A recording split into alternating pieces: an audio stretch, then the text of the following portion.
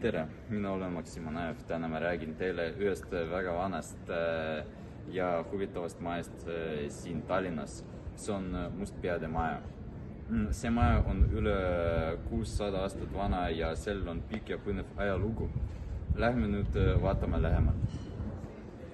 Tallinna vanalinnas Pika tänava ääres seisab üks linna vanimaid ja uhkemaid hooneid, Mustpeade maja. See on olnud osa linna ajaloost juba üle 600 aasta.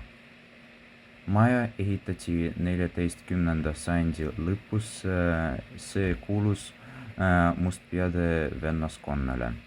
See oli grupp noori mehi, nad olid kaupmehed ja laevaomanikud. Nad ei olnud abielus. Vennaskond sai nime Püha Mauritiusi järgi. Tema sümbol oli must pea. Mustpeade mehed olid linnaelus tähtsad, nad tegid pidusid ja aitasid linna kaitsta. Selles majas peeti koosolekuid ja tähtsaid üritusi. Mustpeade maja on väga ilus, seal on suured saalid, üks neist on valge saal, see on hele ja uhke. Teine on olevisaal, see on vanas goti stiilis. Saalid on kaunistatud maalide ja detailidega.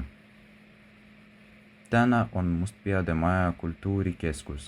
Seal tehakse kontserte, näitusi ja muid üritusi.